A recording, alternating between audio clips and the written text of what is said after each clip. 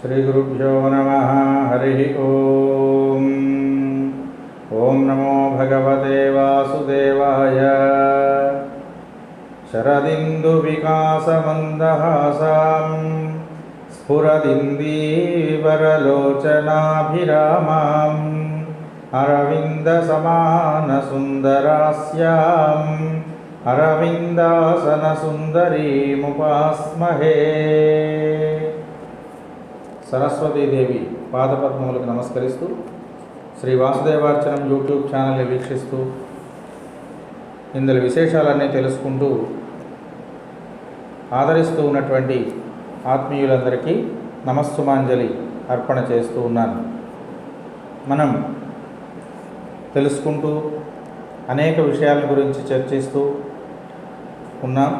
దీంట్లో భాగంగానే మహాభారతంలో ఉన్నటువంటి సూక్తులు చెప్పుకుంటూ ఆది పర్వంలో మనం ఉన్నటువంటి సూక్తి విశేషాలన్నీ కూడా తెలుసుకుంటున్నాం.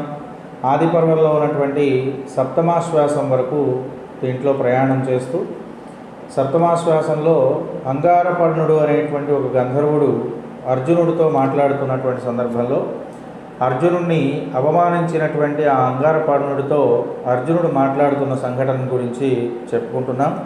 అందులో ఆ అంగారపర్ణుడితోటి అర్జునుడు మాట్లాడుతూ ఉన్నటువంటి మాటల్లో రాజు ఎలాంటి వాళ్ళని తన దగ్గర పురోహితులుగా నియమించుకోవాలి, రాజ్యంలో ఉన్నటువంటి అనేక రకాల విశేషాలని చొప్పించగలిగి తెలుసుకోగలిగి ఉన్నటువంటి లక్షణాలు ఉన్నవాడని పురోహితులుగా కనుక పెట్టుకున్నటువంటి రాజు ఎంత గొప్ప ప్రశస్తిని పొందుతాడు, అట్లాంటి విశేషాలన్నీ కూడా తెలియజెప్పడం జరుగుతూ ఉన్నది.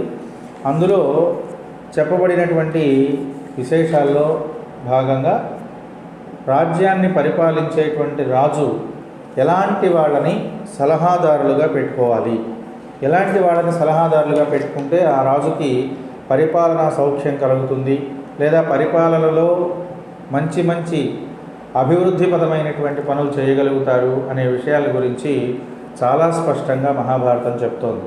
ఈ రోజున పరిపాలకులందరికీ కూడా తెలియజేసుకోవాల్సినటువంటి విషయాల్లో ఇది కూడా ఒకటి కనుక ఈ విశేషాన్ని ఈరోజు ప్రశస్తంగా మనం చెప్పుకోవాల్సిన అవసరము ఆవశ్యకత ఎంతైనా ఉంది. మన ప్రభుత్వాలకి సలహాదారులుగా ఉండేటువంటి వాళ్ళందరూ స్వార్థపూరితమైన మనస్సు కలిగిన వాళ్ళు, పాండిత్యం లేనటువంటి వాళ్ళు, వాళ్ళకి తెలిసిన విషయాలను మాత్రం చెప్పేటువంటి వాళ్ళు ఈ మధ్యకాలంలో అందరూ అని కాదండి ఎక్కువగా ఉంటున్నారు. అందువల్ల పరిపాలన అనేటువంటిది సరి అయిన విధానంలో జరగటం లేదు అనేది అందరికీ తెలిసినటువంటి వాస్తవమే, ఒప్పుకున్నా ఒప్పుకోకపోయినా. కనుక మహాభారతాది గ్రంథాల్లో ఈ సలహాదారులుగా ఉండేటువంటి వాళ్ళు పురోహిత అంటే పురస్య హితమును కోరుకునేవాళ్ళు, పురములకు సంబంధించినటువంటి హితాన్ని కోరుకునేవాళ్ళు, హితమును చేకూర్చేటువంటి వాళ్ళు, బ్రహ్మజ్ఞానము కలిగినటువంటి వాళ్ళు అనే అర్థంలో ఇక్కడ తీసుకోబడింది మహాభారతంలో. ఈ విషయాన్ని గురించి చెప్తూ అంగారపర్ణుడు పాండవులకి పురోహితుణ్ణి జాగ్రత్తగా పురస్కరించండి అని చెప్పేటువంటి ఒక సందర్భంలో సలహాదారులు అనేటువంటి వాళ్ళని మంచి వాళ్ళని నియమించుకోవడంతో పాటు వాళ్ళని జాగ్రత్తగా కాపాడవలసినటువంటి బాధ్యత కూడా ఆ పరిపాలకుల మీద రాజుల మీద ఉంటుంది అని ఈ విషయంలో ఇందులో చెబుతున్నారండి. అందులో చెప్తూ ఉన్నటువంటి విషయాల్లో మంచి పద్యం ఈరోజు మనం తెలుసుకుందాం. అనవద్యు వేద వేదాంగ విశారదు జపహోమ యజ్ఞ ప్రశస్తు సత్యవచను విప్రోత్తము వర్గ చతుష్టయ సాధన సఖున్ సదాచారున్ సూరిసేవ్యున్ పురోహితు చేసిన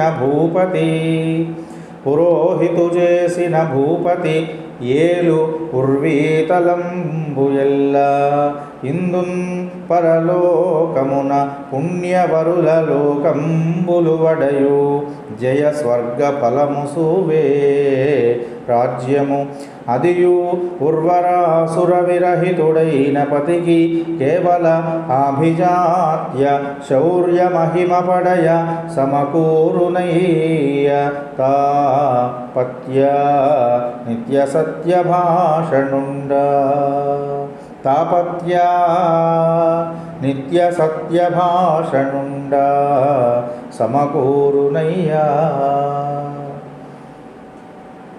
నిత్యము సత్యమును మాట్లాడేటువంటి వ్రతము కలిగినటువంటి వాడా. అసలు ఈ మాటని మనం చెప్పుకోవడమే చాలా గొప్ప విషయం అండి ఈ రోజుల్లో. ఎందుకనంటే అసలు ఇలాంటి వాళ్ళు మనకి లోకంలో సమాజంలో కనిపించట్లేదు. సత్యవ్రతాన్ని పాటించేవాళ్ళు దాదాపుగా లేరు ఇవాళ. ఇదే ధర్మము సరిగ్గా నడవకపోవడం అంటే. పూర్వంలో వాళ్ళు సత్యమును మాట్లాడడం అనేది ఒక వ్రతంగా పెట్టుకొని దాన్ని ఆచరించేవాడు. కానీ ఇవాళ మనం దానికి ముందు ఆచరించుకుని అదే వ్రతంగా పెట్టుకొని పాటిస్తున్నాం. ఇది నేటి సమాజం యొక్క దుస్థితి. సామాజికమైనటువంటి మార్పులు వచ్చాయి అనడానికి ఇది ఒక ఉదాహరణ అండి. ప్రతి వాళ్ళు స్వార్థంతో వాళ్ళు బతకడం ఎలా అని ఆలోచిస్తున్నారే తప్ప ఎదుటి వాళ్ళకు నొప్పి కలుగుతుందేమో అని ఆలోచించే వాళ్ళు లేరు. కాబట్టి సత్య భాషణం కంటే అసత్య భాషణం అధికమైపోయినటువంటి సంఘటనలు మనం చూస్తున్నాం. కానీ పూర్వకాలంలో మహాభారతము ఇట్లాంటి సందర్భాలు అవన్నీ చెప్పినటువంటి సందర్భాల్లో ఇలాంటి వాళ్ళు వ్రతంగా ఆచరించినటువంటి సందర్భాలు ఉన్నాయి. అట్లాంటి సందర్భంలో ఈ అర్జునుడిని చూసి ఆయన మాట్లాడుతున్నాడు. తపతికి చెందినటువంటి వంశంలో జన్మించినటువంటి వాడా, చాలా గొప్ప వంశం అది, అలాంటి ఉన్నతమైనటువంటి వంశంలో జన్మించినటువంటి వాడా, ఓ నిత్య సత్యభాషి, ప్రతిరోజు కూడా నిజమునే మాట్లాడడము వ్రతముగా కలిగినటువంటి వాడా ఓ అర్జునుడా, నేను చెప్తున్నాను విను. ఏ లోపము లేనటువంటి వాడిని అనవద్యుడు, ఏ లోపము లేనటువంటి వాడు. అనవద్యుడు అంటే ఎవరి చేత నిందలు పడకుండా ఉండేటువంటి స్థితి కలిగిన వాడు. అనవద్య, ఎవరి చేత తిట్లు తినకుండా ఉండడం అంటే వాడిలో ఎటువంటి లోపాలు లేకుండా ఉంటే వాడు తిట్లు తినడు ఎవరి చేత కూడా. కాబట్టి ఏ లోపాలు లేనటువంటి వాడు అనే మాటతో మొదలు పెడుతున్నాడు. అనవద్యుం, అసలు వాడు ఇది కనపడుతుందా? ఖచ్చితంగా మానికన్నా నాకు లోపం లేకున్నట్టుంటుందని మళ్ళీ దాన్ని సమర్థిస్తాం మనం. కానీ పూర్వంలో లోపం లేకుండా ఉండడమే ప్రధానమైన ధర్మంగా రామచంద్రమూర్తి మొదలైనటువంటి వాడు మనకు కనిపిస్తారు.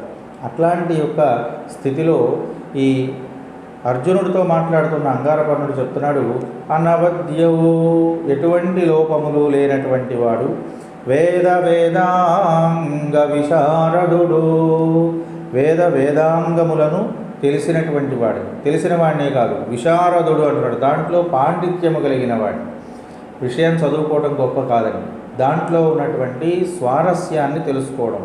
చదువది ఎంత కలిగిన రసజ్ఞత ఎంచుక చాలకున్న ఆ చదువు నిరర్ధకంబు, పెద్దలందరూ చెప్పిన మాట ఇది.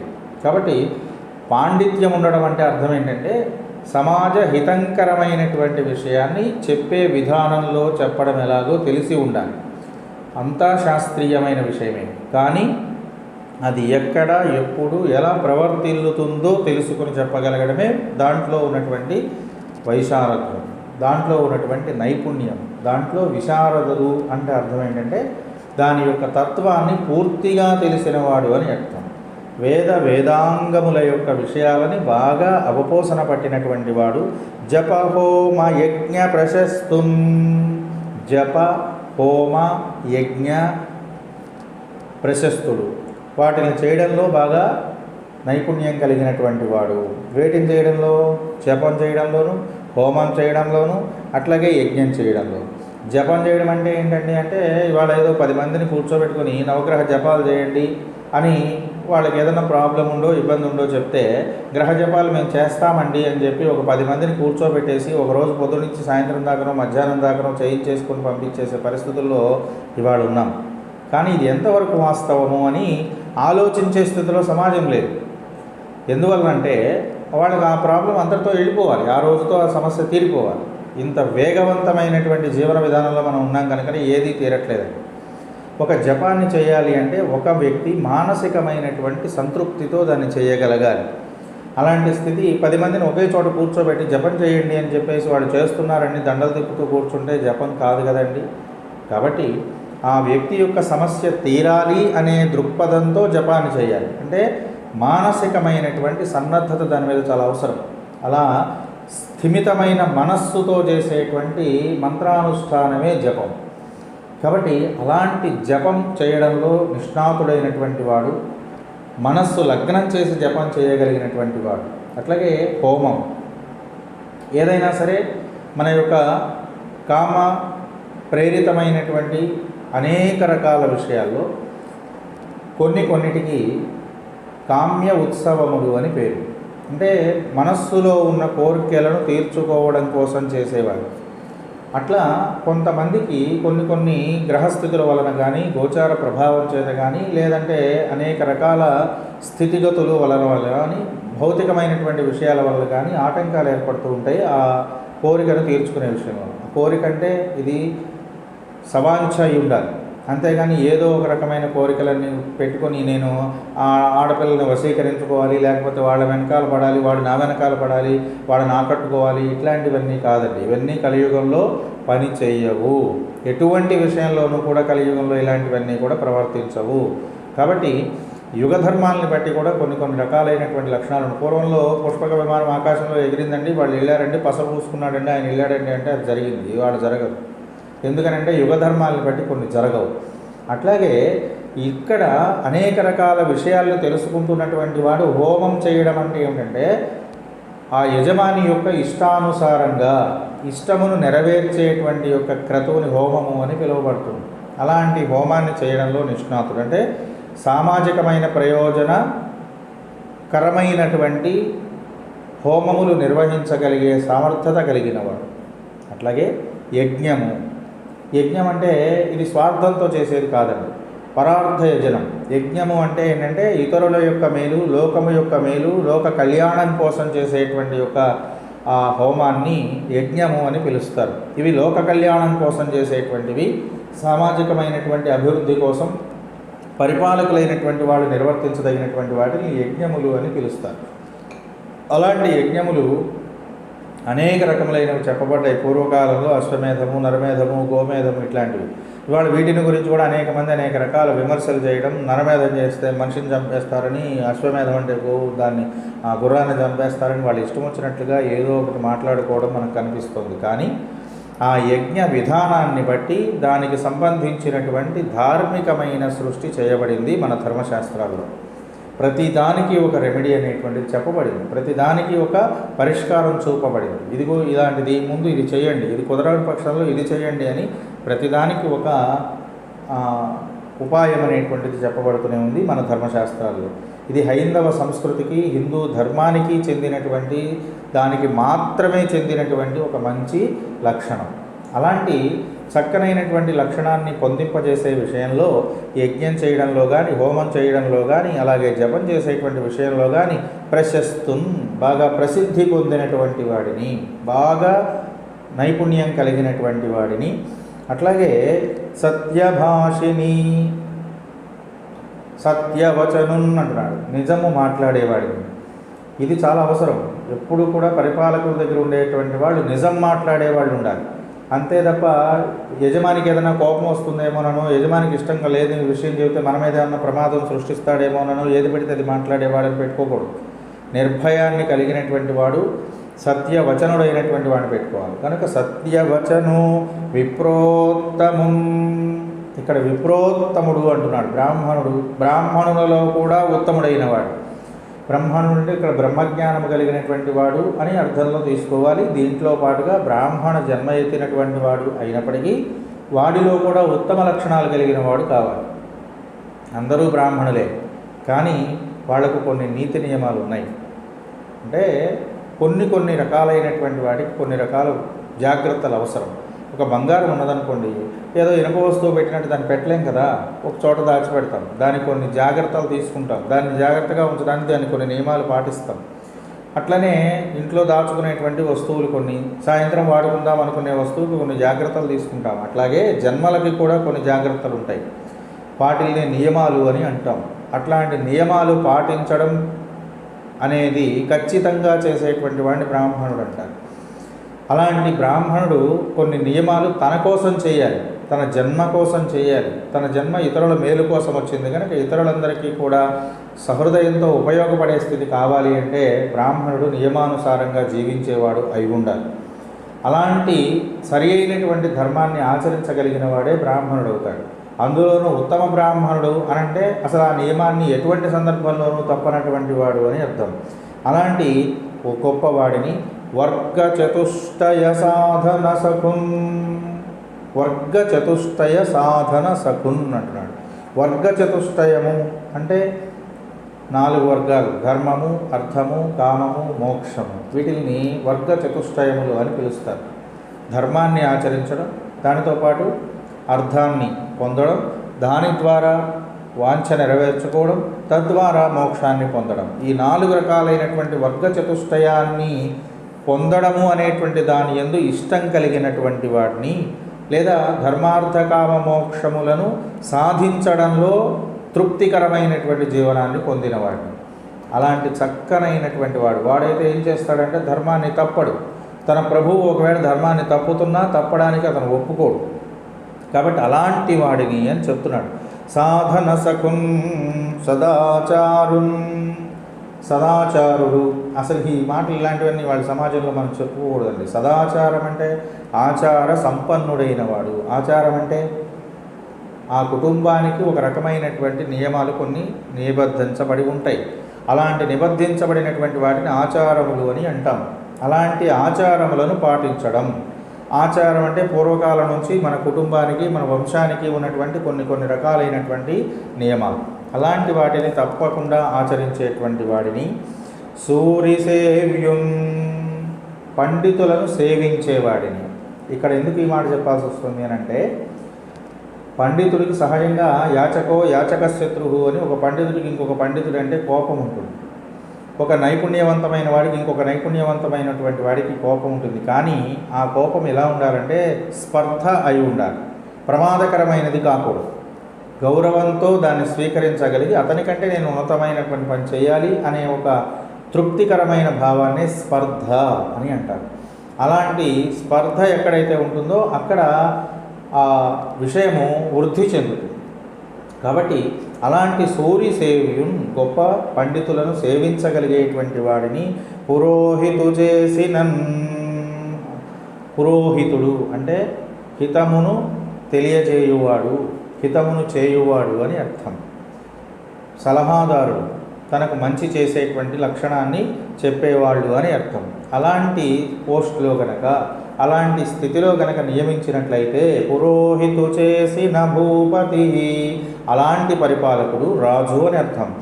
ఏలు ఉర్వీతలం బెల్లనిందు, భూమి మీద ఉన్నంతకాలము కూడా ప్రపంచం అంతటిని కూడా సుసంపన్నముగా ఏలగలుగుతాడు. మంచి స్థితిలో సంపాదన మార్గంలో, మంచి స్థితిని సంపాదించుకునే మార్గంలో, మంచి ఉన్నత స్థితిని సమాజానికి కలిగించే మార్గంలో సమాజాన్ని పరిపాలించగలుగుతాడు. పరలోకమున పుణ్యపరుల లోకంబులు వడయు, అతను చనిపోయిన తర్వాత కూడా పుణ్యలోకాలకు స్థితిని పొందుతాడు, స్వర్గలోక స్థితిని పొందగలుగుతున్నాడు. అంతే తప్ప అలాంటి పురోహితులు లేనటువంటి వాడు, సలహాదారులు లేనటువంటి వాడు ఉన్నతమైనటువంటి స్థితిని పొందలేడు, ఉన్నతమైన పరిపాలనను అందించలేడు సుమా అని చెబుతూ, జయ స్వర్గ ఫలము సువిరాజ్యము, ఈ రాజ్యము జయాన్ని ఇస్తుందేమో, అంతే, స్వర్గఫలాన్ని ఇస్తుందేమో, సుఖాన్ని అందిస్తుందేమో, కానీ ఉన్నతమైనటువంటి గతిని అందించదు అని చెప్పి చెబుతూ, అతనికి ఖచ్చితమైనటువంటి పురోహితుడు, సలహాదారుడు గనక ఉన్నట్లయితే అలాంటి రాజు పొందినటువంటి గొప్ప లక్షణాన్ని, స్థితిని ఎవ్వరూ పొందలేరు సుమా అని చెబుతూ, ఉర్వరాసుర విరహితుడైన పతికి కేవల అభిజాత్య శౌర్య మహిమ పడయ సమకూరునయ్య. కనుక కేవలం ఏదో సలహాదారులు పెట్టుకుని రాజ్యాన్ని పొంది అధికారం ఉన్నటువంటి వాడు ఉన్నతమైన స్థితిని మాత్రం పొందలేడు.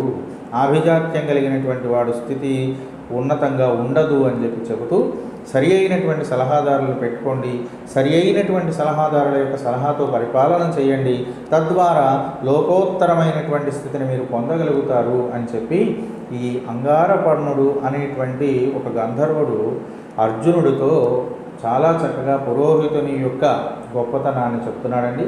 ఆ విషయం ఈనాటి పరిపాలకులందరూ కూడా తెలుసుకొని ఉత్తమోత్తముడైనటువంటి వాడిని, ఉత్తమ లక్షణాలు కలిగినటువంటి వాడిని, సాధ్యమైనంత సత్పురుషుణ్ణి ఇందులో నియమించుకున్నట్లయితే ఉన్నతమైన పరిపాలన చేయగలుగుతారు, సమాజ హితంకరమైనటువంటి పరిపాలన చేయగలుగుతారు అని చెప్పి సూచన చేస్తూ నన్నయ్య గారు ఈ మంచి సూక్తిని మన ముందు ఉంచుతున్నాడు. ఇంకా మంచి మంచి సూక్తుల్ని మరలా మనం కలుసుకున్నప్పుడు రేపు తెలుసుకుందాం.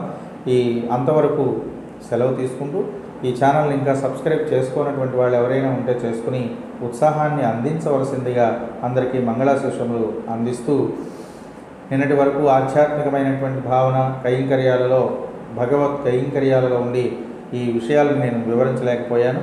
మరలా ఇలాంటి విశేషాలతో మీ ముందుకు మరలా వస్తాను. అప్పటి వరకు సెలవు. నమస్కారం.